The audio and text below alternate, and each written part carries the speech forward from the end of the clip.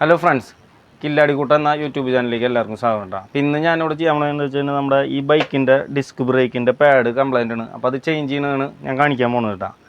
അപ്പോൾ നമുക്ക് അത്യാവശ്യം വേണ്ടത് എന്തിട്ടാന്ന് വെച്ച് കഴിഞ്ഞാൽ ഒരു അഡ്ജസ്റ്റബിളാണ്. നമ്മുടെ വീട്ടിൽ നമ്മൾ അത്യാവശ്യം ടെക്നിക്കൽ വർക്കുകൾ ചെയ്യുന്നുണ്ടെങ്കിൽ, വർക്ക്ഷോപ്പ് വർക്കുകൾ ചെയ്യുന്നുണ്ടെങ്കിൽ നമുക്ക് ഒരു അഡ്ജസ്റ്റബിൾ അത്യാവശ്യം, ഒരു പൈപ്പ് റേഞ്ച് അത്യാവശ്യം, പിന്നെ അത്യാവശ്യത്തിനുള്ള 10, 12, 13, 14 അങ്ങനത്തെ സ്പാൻഡറുകളും കുറച്ച് അത്യാവശ്യമുണ്ട്.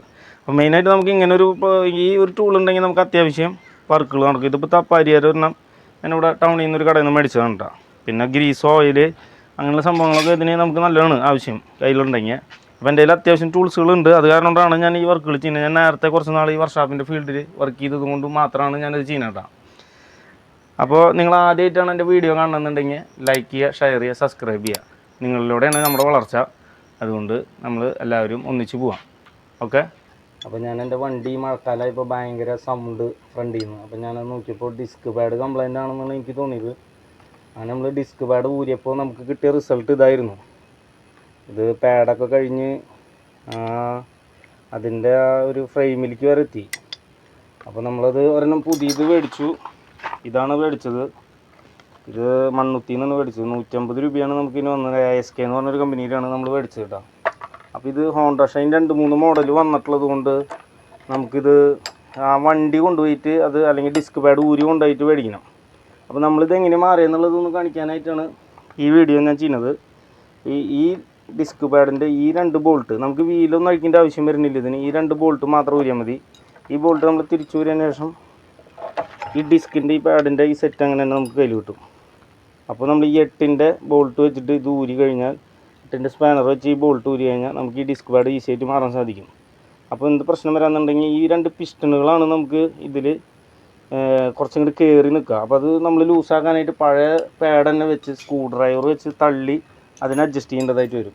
അതിന് ശേഷം നമുക്കിത് ഈസി ആയിട്ട് തന്നെ ഇൻസ്റ്റാൾ ചെയ്യാൻ സാധിക്കും. അതിന് ശേഷം നമ്മൾ ഇത് ഇങ്ങനെ ഒന്ന് ചെറിയ ഗ്യാപ്പ് കിട്ടിയതിന് ശേഷം അതിനെ ഒരു തല ആദ്യം കടത്തിയിടുക ഡിസ്കുമിക്ക്. അതിന് ശേഷം നമ്മളിത് പഴയ ആ പൊസിഷനിലേക്ക് കൊണ്ടുവരിക. അതിനുശേഷം നമ്മൾ ഈ ബോൾട്ട് അതിലിടുക. ഈ ബോൾട്ട് ഇടുമ്പോൾ ശ്രദ്ധിക്കുക, ഇതിൽ തുരുമ്പുണ്ടായിരിക്കും.